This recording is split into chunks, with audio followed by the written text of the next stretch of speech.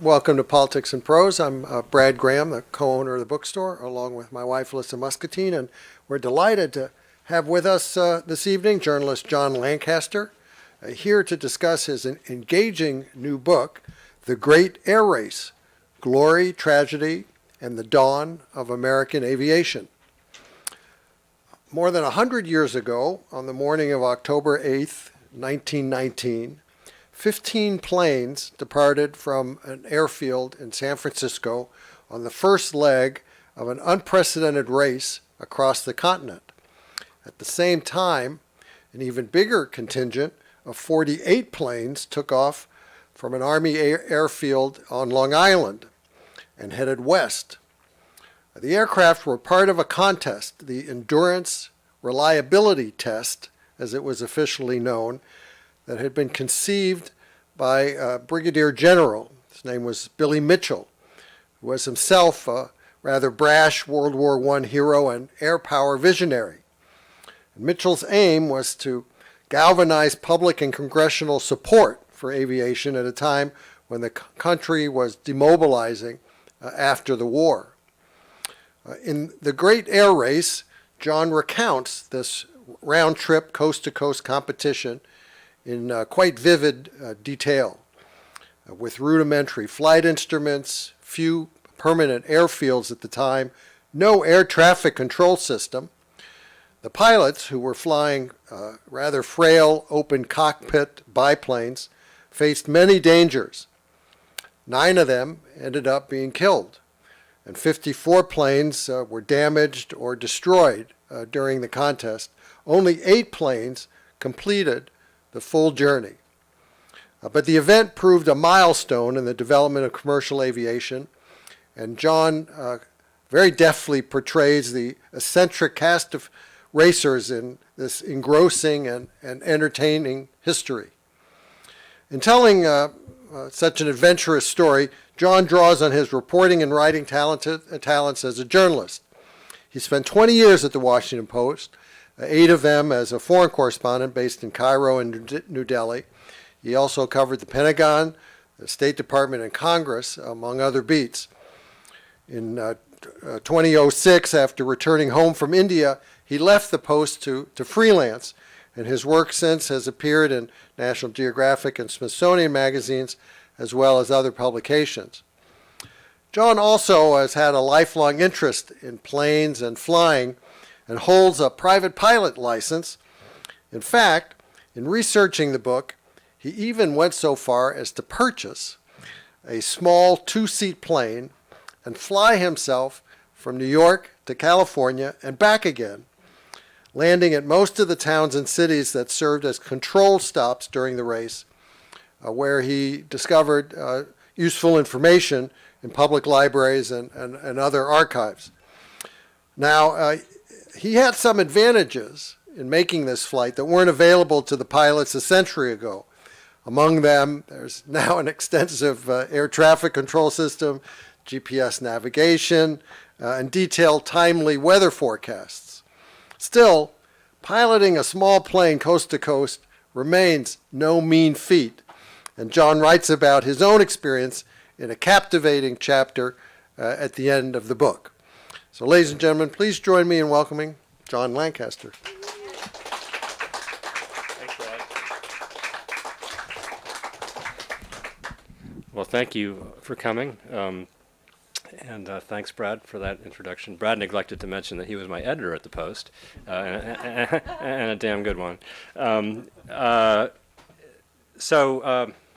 Excuse me.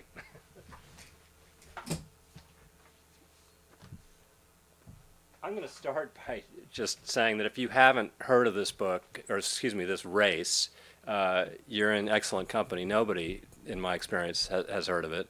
In fact, when my agent and I were pitching this proposal to publishers a few years ago, we were talking, we were on a conference call with a senior nonfiction editor at a big New York publisher, and literally the first words out of his mouth were, how come I've never heard of this? And it was a good question. I didn't have a great answer. I have a few theories, but I hadn't heard of it either when I stumbled across a reference to it aviation history book that I was leafing through some years ago. So anyway, if you haven't heard of it, you're in good company. Over the next 30 minutes or so, I'm going to tell you why I think it's worth more attention than it's gotten. Before I get to the race itself, I just want to talk a little bit about the state of aviation in 1919.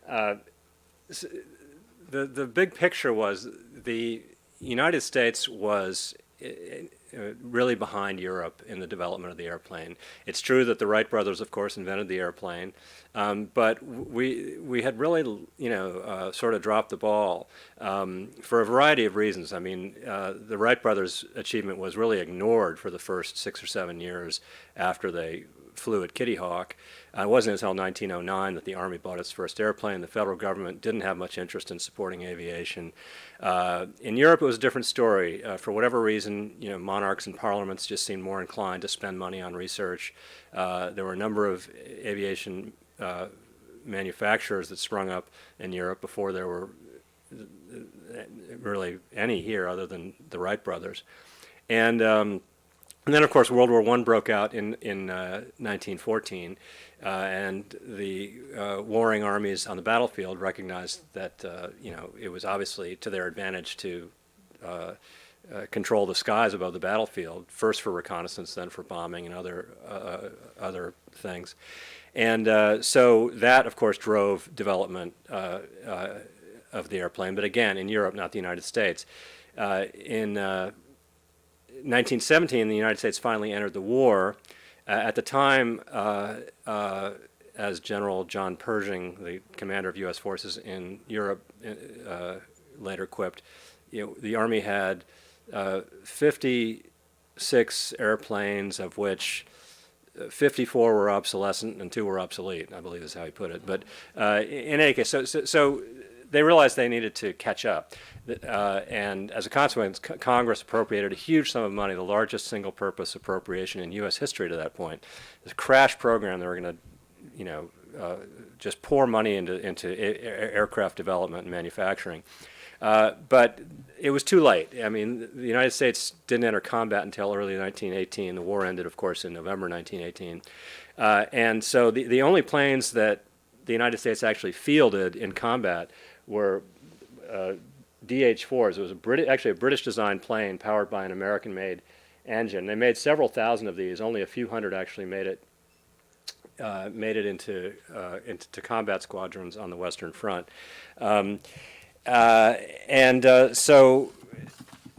the war ended, and of course, the contracts were canceled overnight, and the whole rug was pulled out from underneath the American aircraft industry. That was a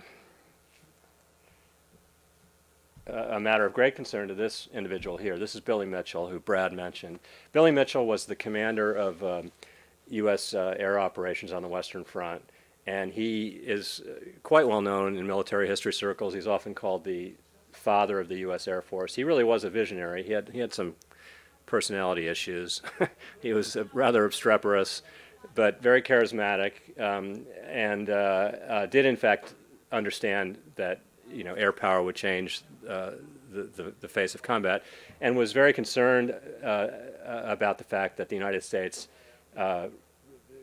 aircraft industry was in such dire straits. He saw it as a matter of national security. Anyway, he excuse me. Mitchell had an agenda. When he came back to Washington in February 1919, he wanted several things. He wanted the federal government to spend money on aviation, airplanes manufacturing in particular, and he wanted an independent air force like the Royal Air Force in the UK.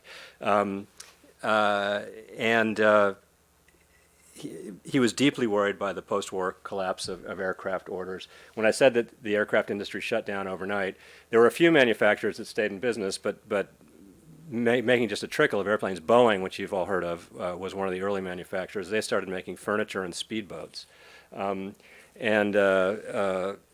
So Mitchell wanted to address this problem, but he knew that the government couldn't do it alone.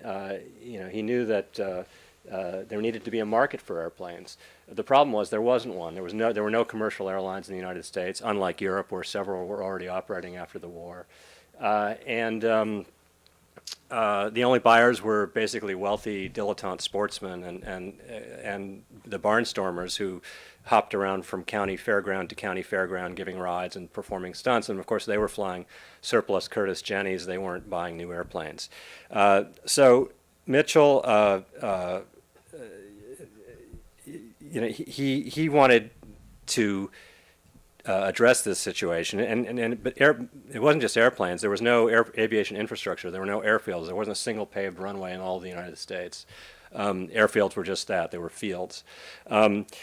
So in late 1919, he came up with the idea of the endurance and reliability test, as it was officially known, but it was really just a race, and it was basically a publicity stunt. He wanted to sort of grab the public's attention. He wanted to get the public behind his goals in Washington, rally the public behind his goals in Washington. He wanted Congress to get on board with aviation. And so he wanted this big, spectacular demonstration of what airplanes could do. And so he conceived this coast-to-coast airplane race, and he sold it to the military brass as a field exercise. But that was a bit of a con. As I said, it was really just a publicity stunt. Anyway, the problem was there really wasn't, he didn't have the technology for what he wanted to do. The airplanes available to him were basically just a motley collection of surplus World War I airplanes. Most were DH-4s, and the DH-4 in some ways was a very capable airplane. It was faster than most German fighters, it was stable, it was easy to fly, but it had a fatal flaw. The gas tank was located behind the pilot. And so even in relatively low-speed crashes, the pilot was often crushed in the front cockpit. And in this case, this plane here was flown by Colonel Townsend Dodd, who was one of the most senior aviators in the U.S. Army Air Service, the precursor to the Air Force. And Dodd died when he hit this tree at an airmail field in Pennsylvania. And ironically, he was actually planning to compete in the race, and he was flying from Langley in Virginia, which he was the commander in Langley, Virginia. He was flying to start the race on Long Island, and about 3 days before the race, he landed to refuel in this field, and he hit a tree, and he was killed, and the guy in the back was not hurt. So pilots were understandably nervous about flying this airplane because engines failed all the time, and they knew that if they landed on rough terrain, that they could be in real trouble. So there are a variety of other planes in the race. Most were DH-4s, but many were smaller fighters like this British-made SE-5. And this is the most exotic plane in the race. You can see the German cross on the fuselage. This was a captured German fighter. It was called a Fokker D-7. It was the most capable airplane of the war. It had been responsible for many American deaths on the Western Front. Now here it was flying through the American heartland. It was quite a shock when it showed up just months after the end of the war at airfields in the Midwest and along the route. And then there was this Martin bomber was the largest plane in the race. It looks kind of like a flying bathtub, carried 4 men.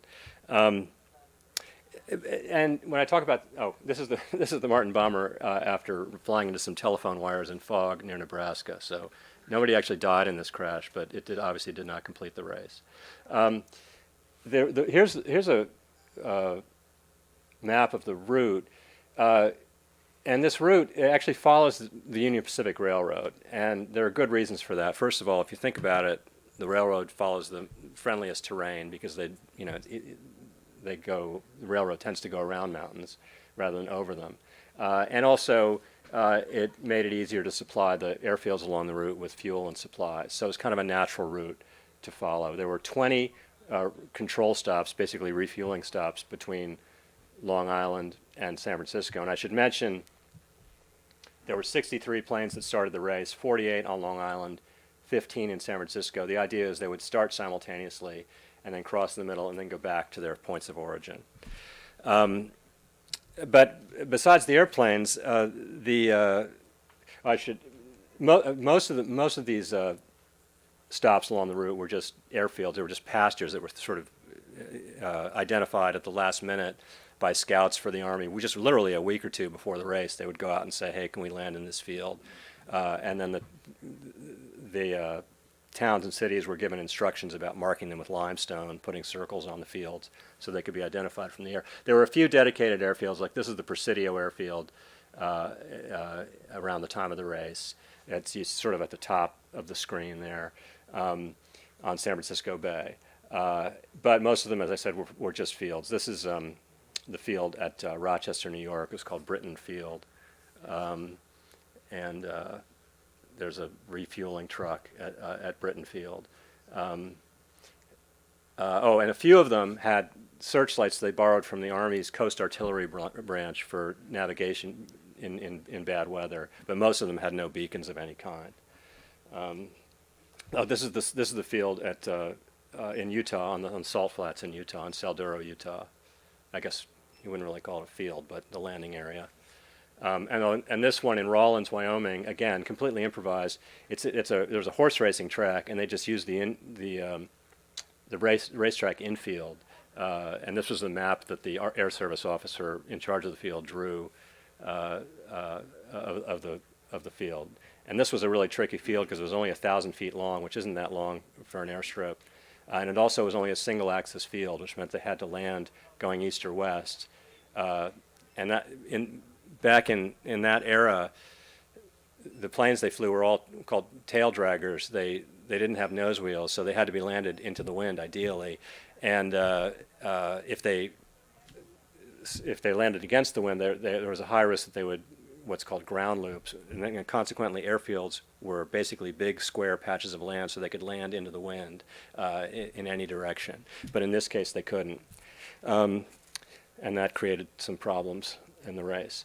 As far as the contestants go, well, before I get to the contestants, I should tell you that just in terms of instruments, as Brad mentioned, they had the crudest of instruments. They had an airspeed indicator, an altimeter, maybe something called a bubble indicator, which was sort of a bank indicator. It was basically like a carpenter's level with a little bubble in it. They had no gyroscopic instruments for instrument flight. And when it came to flying in instrument conditions, which is to say blind conditions, they knew nothing about it. The Army's aviation manual, published in 1917, the manual that was still operative at this time, said this is all it had to say on the subject of instrument flying. It said, and this is a direct quote: "Clouds should be entered with caution." So that's helpful. So they flew by the seat of the pants. That expression originated with. Because they literally would, if you skid a plane in one direction, you feel it on one side, and if you slip it in the other direction, you feel it on the other, and so you'd feel that pressure on your butt, and that's how they could tell if they were inside a cloud which way they were turning. Although it wasn't a terribly reliable way to fly in bad weather. They had very little time for preparations. The weather window was shrinking. It was October. And in addition, they had no aeronautical charts. The maps that they issued, the aviators, were borrowed from the U.S. Postal Service, and they were railroad maps, and they didn't show any terrain. And so one pilot after the race commented, "The maps were very good except for the lack of mountains."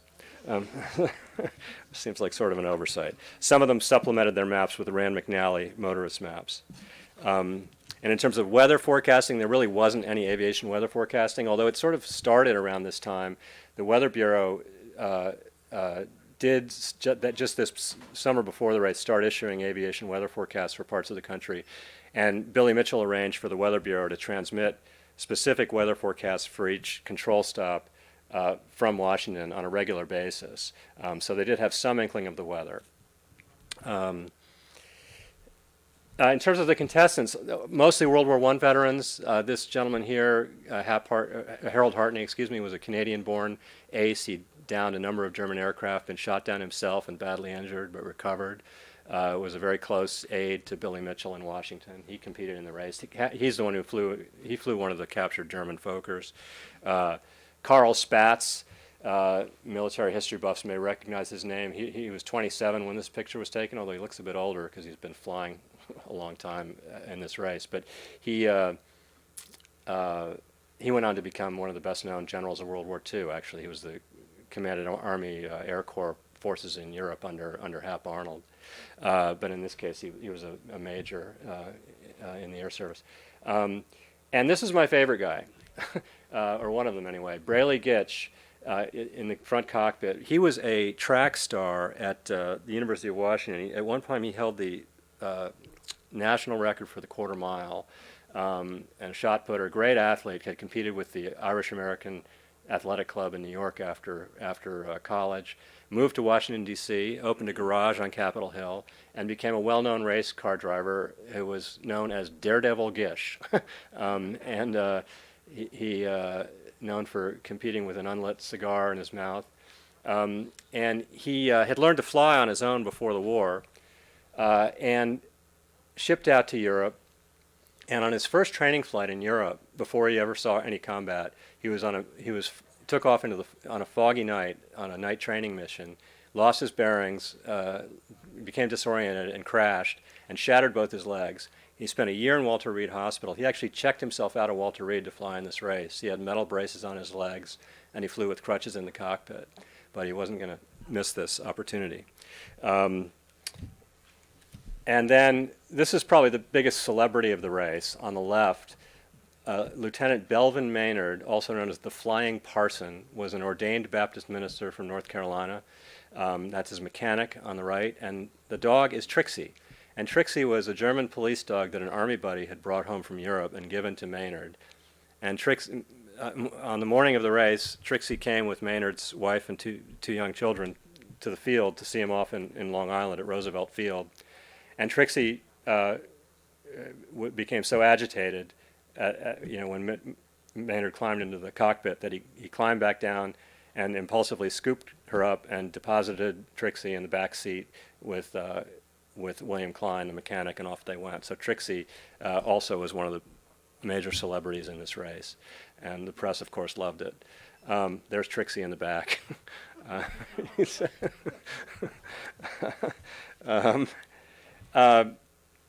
So the race started on October 8th, 1919, and it got off to a terrible start. 3 people were killed on the first day of the race. There was a plane that crashed in upstate New York, and the backseat passenger was killed, a DH-4, and then the pilot and his passenger, also in a DH-4, were killed in Salt Lake City when they were landing, and the pilot screwed up. He was flying low and slow, and he stalled the plane on his turn to final approach, and they spun in from a couple hundred feet, and they both died within a few minutes. It was not the kind of publicity that Mitchell was seeking. There's Mitchell on the right there. This is a plane taking off from Roosevelt Field on the first day. But anyway, there's the headline in the Atlanta Constitution: "Corpses mark trail of aerial derby." A little gruesome, but not inaccurate. And day 2 was also horrible. Here's the weather map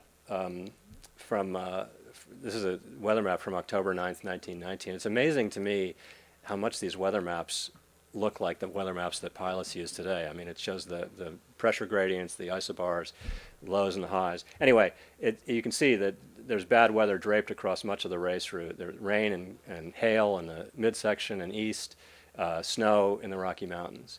And 2 more people die on day 2. I'm not going to spoil any major plot points, but I will tell you that the body count did increase by 2. There was it wasn't just the snow that was a hazard, I should add. The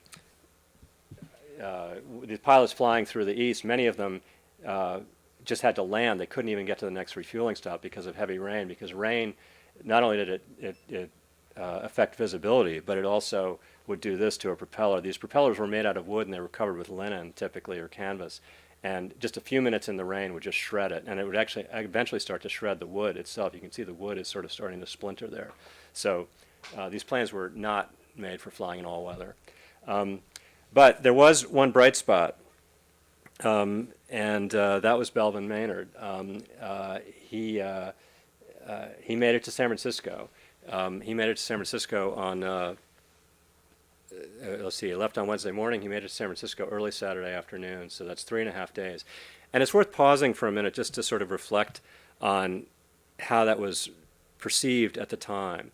The fastest trains at the time would cross the country in 4 days. That's traveling day and night. And Maynard had done it in 3.5 days.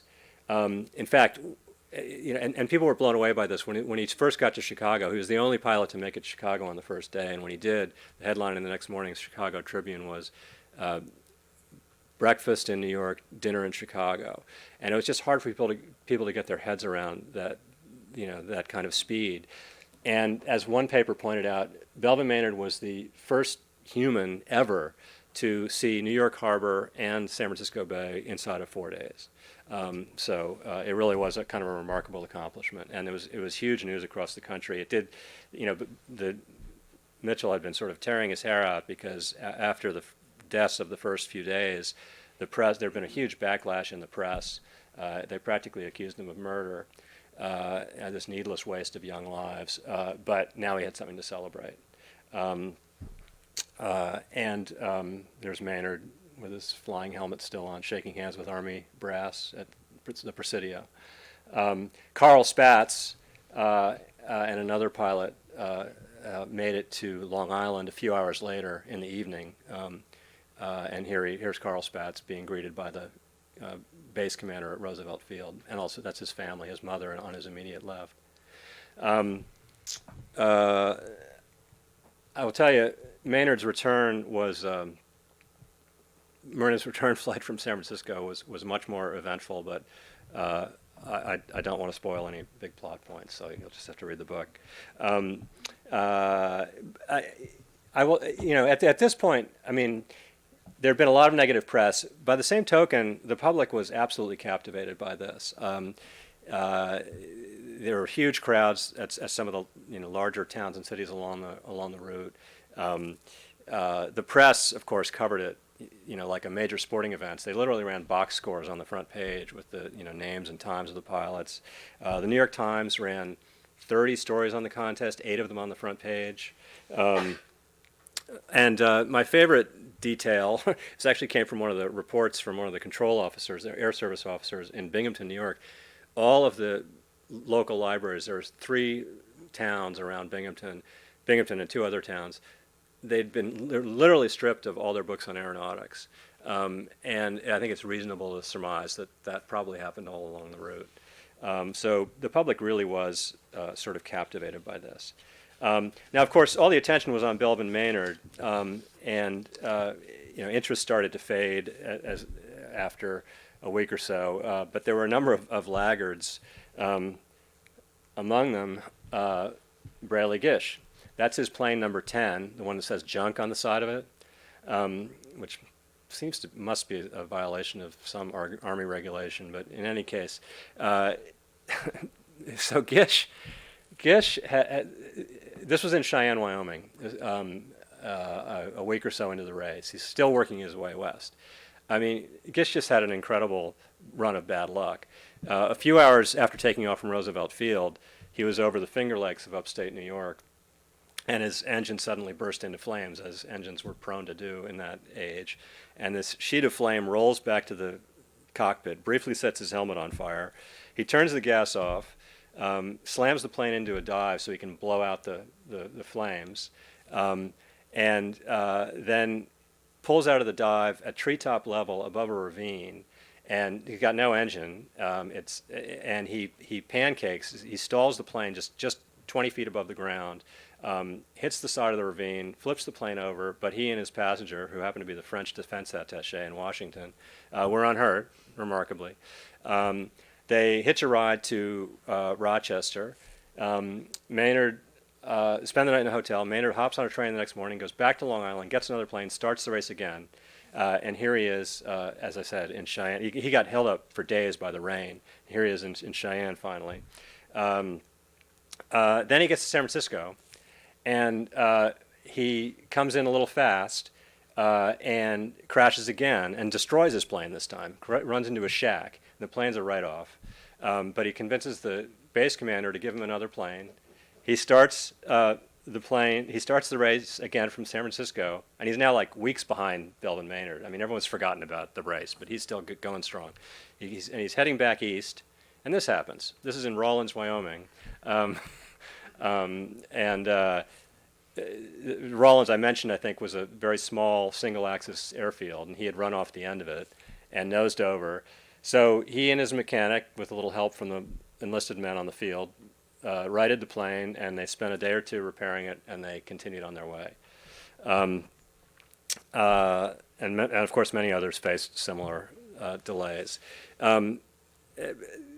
So, as Brad said, there was a, if you look at the numbers, this race was an utter disaster. There were, 54 crashes, 9 fatalities, only 8 complete the round trip journey.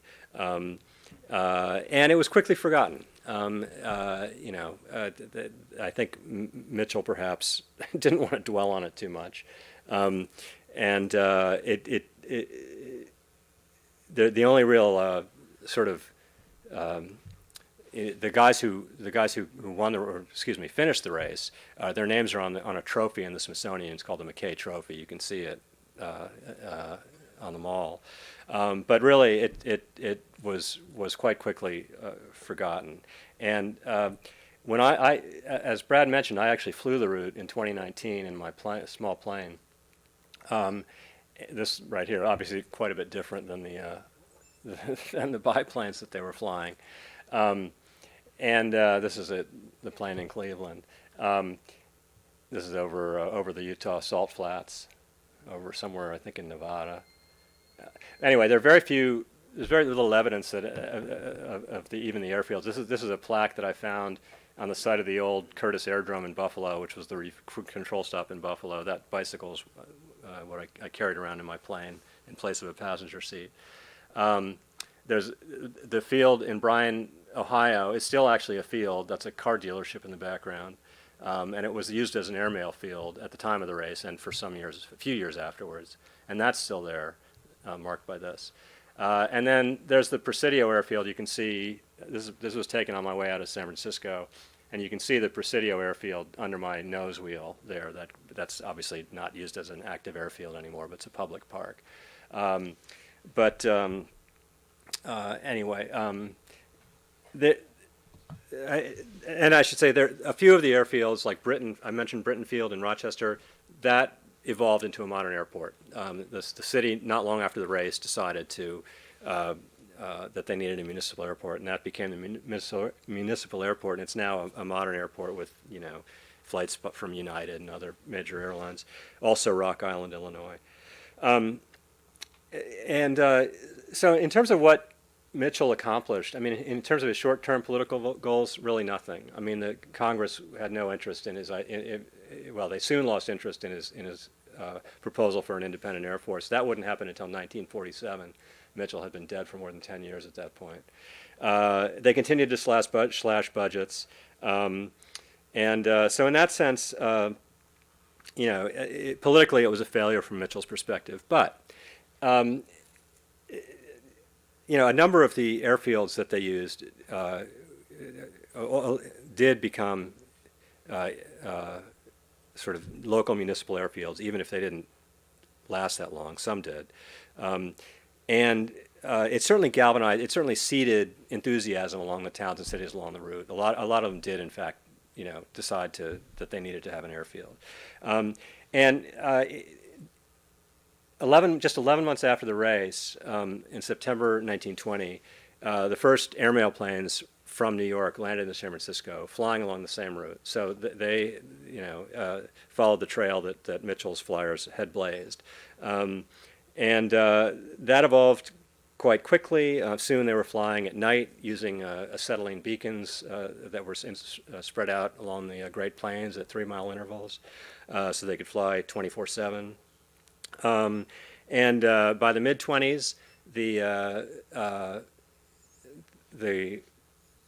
government had decided to turn over the business of flying the mail to private contractors, these private contractors, wasn't long before they decided, hey, we can carry mail, we can carry passengers. And the first passengers literally sat on the mail bags. But then they started flying bigger planes like Ford Trimotors, for example, by the end of the 20s. And a lot of these, some of these evolved into major airlines. I mean, Northwest, United, TWA, names you're all familiar with. American Airlines can trace its lineage back to the mid-1920s. It started out as a private contractor flying the mail. In fact, it was on this basis that Hap Arnold, the senior Air Force commander in World War II, in his memoir written in the late 40s, Hap Arnold had been a contemporary of Mitchell's who helped organize the race in 1919. He called the race, quote, the foundation of commercial aviation in the United States. I think you can quibble with that, or more than quibble. I mean, I think it's a little bit more complicated than that. I mean, as at least one aviation historian has pointed out, if you really want to give credit, you should give credit to the Union Pacific Railroad. I mean, they're the ones who blazed the trail that the airplanes followed. But I think that it had a sort of an intangible effect that also is worth noting. It really, I think, more than anything to that point, awakened the country to the possibilities of aviation and the practical possibilities of aviation. I mean, I think at that point it had been, as Scientific American said, a provider of sensational amusement and not much more as far as Americans were concerned. But this, as one newspaper said at the time of the race, this shows that, airplane journeying, as they called it, is right on our doorstep, and soon you're going to buy a ticket on an airplane just like you do for the train. And of course that was right. It just didn't take a great leap of imagination to see that. So as I say at the conclusion of my book, if it wasn't the foundation of commercial aviation, it was at least a rough sketch. Thank you very much.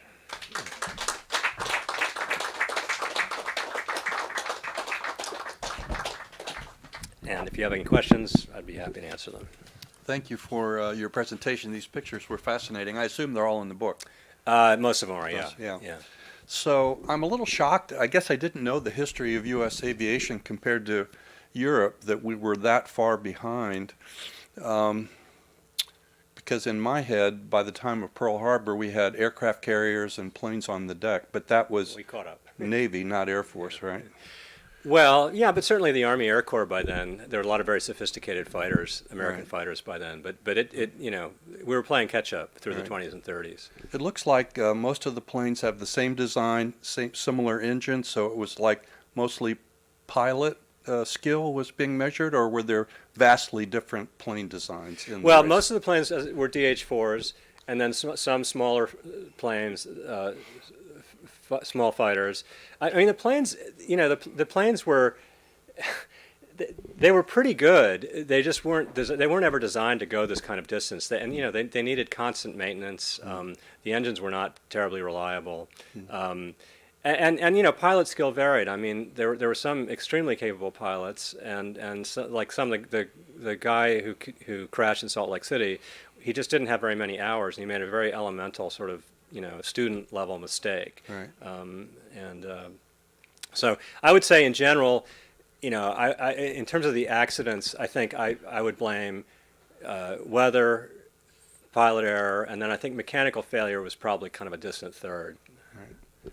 3 last quick questions. Yeah. Was there monetary reward? I assume each plane had a sponsorship behind it somehow? Well, you raise a good question. I should have made this clear. They were all military pilots, and in fact, a lot of businesses wanted to offer cash prizes. The Indian Motorcycle Company offered a motorcycle to the winner, but the head of the Air Service, Billy Mitchell's boss, didn't want. He nixed that because he thought it would sort of detract from the sort of military purpose of the of the event, and he thought it would detract from the seriousness of it. In the end, I don't think it made much difference. I mean, everyone in the race treated it as a competition, and they all wanted to win. They all wanted to get on the front page. So whether they had cash prizes or not, I don't think it made a damn bit of difference. At the end, and actually, poor Belvin Maynard, he didn't realize this, and some business gave him $800, and his Menaher, Charles Menaher, the head of the Air Service, found out about it and made him give it back. But he was allowed to keep a shotgun from Abercrombie and Fitch. So. Last question: were there similar races in Europe on this scale? Not on this scale. Yeah. Not on this scale. There were some shorter races. Most airplane racing of the day was short races over closed courses around pylons. Maybe 10 miles, 8 miles, whatever. So this was very unusual, and was not repeated, and probably for good reason. Yeah. Oh, sorry? Was it freezing in the planes? It was. Yes, the question is was it freezing in the planes? And the answer is absolutely. One pilot said it was minus 20 degrees in his cockpit when he was flying over the Rockies. I mean, and in fact, it was the worst day of weather was probably October 9th, and there was a terrible blizzard in Wyoming, and pilots flew through this blizzard, and one of them, Carl Spatz, he had to fly 50 feet off the ground along the railroad tracks to find his way, dodging water towers. They're sort of slaloming around water towers. But it was bitterly, bitterly cold in these open cockpits.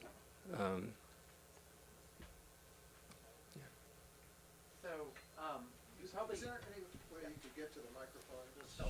Sorry. Thanks, John, for this. It's a great story. So 2 unrelated questions. The first is, did you at any point in your research on this think about yourself, if you were in your 20s in 1919, would you have joined the race? Gosh, that's putting me on the spot. Well, if I'm in my 20s, yeah, because I did a lot of boneheaded things in my 20s. So sure. All right, second question. Do you think just being a pilot and knowing a lot about aviation actually helped you write the book? And did you catch a lot of errors from other publications connected to the race? I don't know about errors. I definitely think that, yes, it helped. It helped. Just understanding what an aerodynamic stall is and how that works. So when you're sort of reading some official document, you can kind of, what they're talking about. So yeah, I absolutely think it helped. And this was, also why I had to explain to my wife why I absolutely positively had to buy a plane and fly it across the country and back if I really wanted to understand this race. Yeah, I'd like to know, was any of this race filmed at all? Yes, it's funny you should mention that. It was a source of great frustration because there are constant references in the military documents to movie crews, because our Air Service, and Mitchell in particular, was very publicity conscious. Yeah. And they arranged for movie crews to even go up in airplanes and film planes in flight, and almost none of that survives, as far as I know. There are a few snippets. There's even 1 or 2 snippets on YouTube, but very, very short, I'm afraid. But maybe there's some trove out there, but I wasn't able to find it. And actually, a documentary filmmaker who made a PBS film about the DH-4, had the same experience. He wasn't able to find anything either.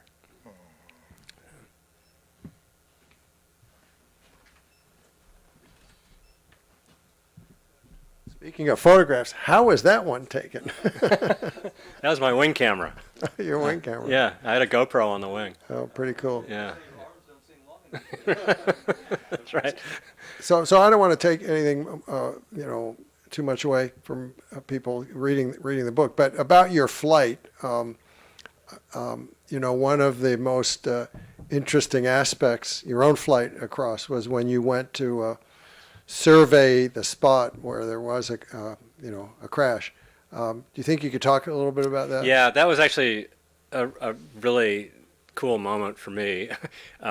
So one of the scenes in the book relates to a crash in the mountains in Wyoming, in the Medicine Bow Range, which is sort of between Rawlins and Laramie, Cheyenne, that area. And I had thought, if I'm going to fly this route, that's one place I really want to see. And because I had a lot of information about that crash, and I was able to get a pretty good fix on where it was from a local newspaper published in Saratoga, Wyoming, which isn't far away from the crash site. A very detailed story, and it gave a pretty good account. There was some erroneous reporting initially that said it crashed on Elk Mountain, which is a big famous mountain in the Medicine Bow Range, but it didn't crash on Elk Mountain. It crashed on a smaller mountain called Code Mountain. And luckily, there's a sort of a monomaniacal aviation historian in Wyoming who knew, also a retired professional pilot who knew everything about this crash and had located it, and had the GPS coordinates.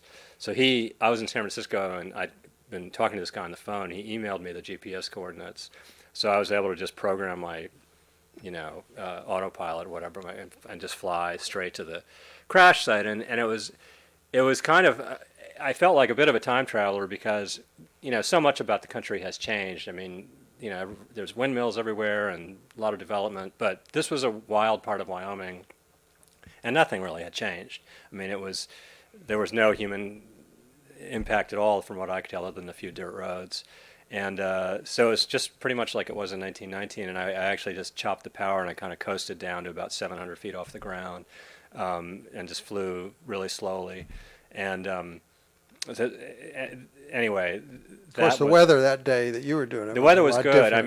mean, I never flew if the weather was bad. I was in no hurry, and I had called the the flight services and got the weather briefing, and it was very stable air. There was no wind. It was perfect conditions for it. High ceiling, like 12,000 foot ceiling. But the day of the crash, there was a The other crest was a snow blizzard, and I blizzard. had no intention of recreating that part of the flight. So, but that was really cool to fly through that. It's sort of a mountain pass. It wasn't a narrow pass particularly, but it was a saddle between two peaks. That was a great experience. Just a mountainside. I mean, I had read accounts of how the plane crashed, where it crashed, and what one of the survivors had to do to get help, and I was able to see the terrain, and I think made my description of it in the book a little more authoritative, perhaps because I'd seen it. I mean, there was nothing particularly dramatic about it. It was just a mountainside, anyway. I did sort of feel connected with the race in a way that I hadn't before. Well, you had your own harrowing experience or two. You're saying I'm a bad pilot, Brad? No, a little more experienced now, anyway, than before. No, I'm a bad pilot. Yeah. Yes, I did have a few harrowing experiences, mostly just through stupid mistakes that I made. I wasn't very experienced. When I did this flight, I had less than 200 hours of total flight time, which isn't that much. And I've been flying quite a bit, before the race, so I felt, reasonably confident. But it turned out that confidence was misplaced. Now, what Brad's talking about is there was one day I had one really bad day where I had like 3 screw-ups in a row. I had more than. Well, there was one day where I had to make a crosswind landing sort of right at the edge of the plane's performance envelope. I mean, in fairness, that's a cute plane, but it's tricky. It's tricky to fly. land. Yeah. It gets blown around a lot.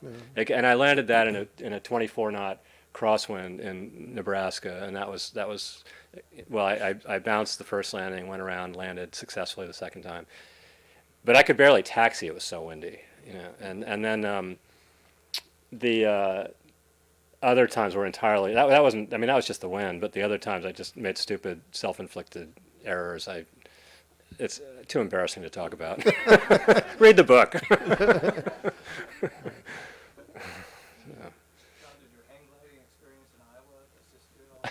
It was very similar. He's referring to another accident involving not an airplane but a hang glider. But we're not going to talk about that either tonight, Dave. So, any other questions? Well, let me just say that I was John's editor. I don't know, this was 30 years ago. And there were two types of reporters I had. I had the easy ones to deal with, and I had the not so easy ones to deal with. John, fortunately, was definitely in the easy category. And if you'll read his book, which I hope you'll do, and give it as gifts, you'll see, how thorough a reporter he remains, and also how fluid a writer. So let's give John a round of applause.